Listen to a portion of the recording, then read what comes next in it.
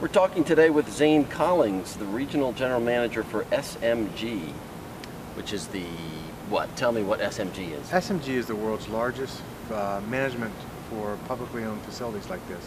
SMG has roughly 225 accounts throughout the world: US, Canada, Europe, South America, Hawaii, San Juan, Alaska.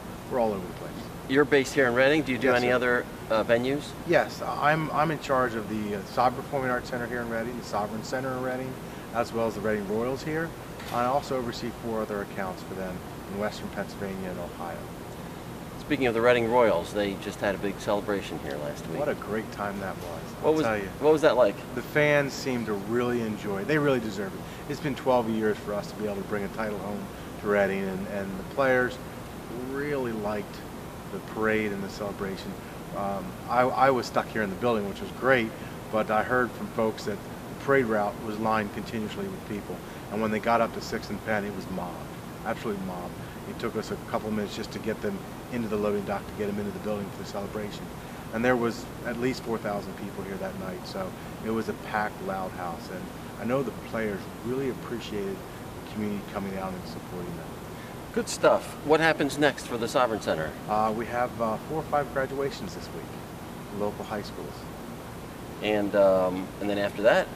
Then we start getting ready for our Jehovah's Witnesses, as well as a little concert with Marilyn Manson and Alice Cooper on June 18th. Now I'm sure you've got your tickets for that one.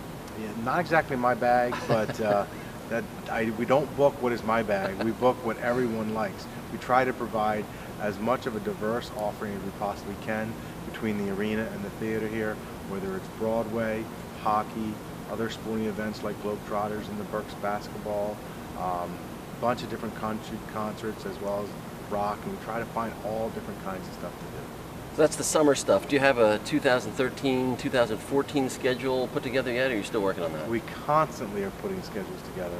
The booking process is always evolving.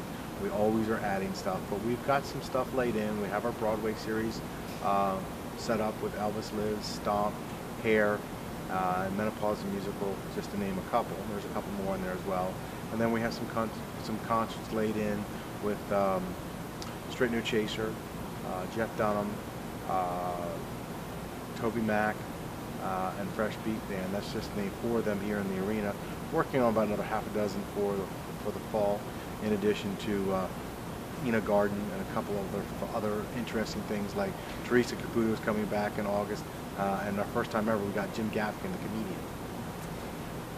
There's a big empty space across the street, and we keep hearing about a hotel that's going to break ground there soon. What do you know about that, and what's the sense of how much a hotel is going to help the Sovereign Center? Well, what's going to be most beneficial for the Sovereign Center, I think, is just the overall foot traffic that's going to end up between here and across the street and down the street as that hotel comes to fruition. I don't have an update on when it's going to break ground, but I've been told any day now. And the foot traffic is going to be nice because activity begets activity. The other part of it, the part that we may be able to see some actual influx of folks, will be what we can do collaboratively with the hotel, because it's going to have a sizable convention space that maybe they need seating for something they're working on, or we need breakout space for something that we're working on. So hopefully in the future you'll see us work together to go after some conventions. Have you looked at the experience, say, in Lancaster with their new hotel convention center, and maybe some of the hiccups that they had that you hope you could avoid here? We are not, SMG is not intimately involved with the hotel across the street, so when there's a management team in place, we certainly will work with them. A little bit different than Lancaster. Lancaster is a convention center. It's not an arena like this, so they're inherently different. SMG has a whole convention center side of our division in our company, so when it's time, we will lean on their expertise to help us ways to find business for both of us. One more question. We're about to head into the summer concert season. I'm sure during the couple of years during the recession that concert ticket sales, like everything else, went down. What's your sense of how this summer's concert ticket season is going to be? Well, the concert tickets seem to continue to be up and down depending on the act. And that's what we've seen the last 3 or 4 years during the recession. Some things are working really, really well and sell tickets like gangbusters. Some things just do not. And what we're finding here in Reading and other markets that we work in, there's no rhyme or reason to why or what's working. And that's what's made our part of the business a little interesting. If you look at ticket sales in general, they are slightly up, but if you look at it individually, it's some are up, some are down, some are up, some are down, some are up, some are down, and that seems to be what is the trend, is that it's unpredictable. And do you try to keep an upper limit on the cost of tickets? Because some of the concerts that are out now, a couple $100 for or more for top tickets. Ticket pricing is largely in part due to what the artist and their management company require for the guarantee that they get paid to come perform. So if you look at what Kid Rock is doing this summer, he's taking a pay cut and he's offering $20 tickets.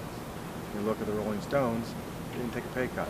The cheapest ticket's over $250. So the ticket pricing is directly correlated to the cost of the artist. You gonna get Kid Rock here? Not at $20 because he's going to play all outdoor venues, but if he comes back in the late fall or winter, we always have a shot for Kid Rock. He's got good history here, so he could come back. We'll let that be the last word. Zane, thanks a lot. Awesome. Thank you very much for having me today.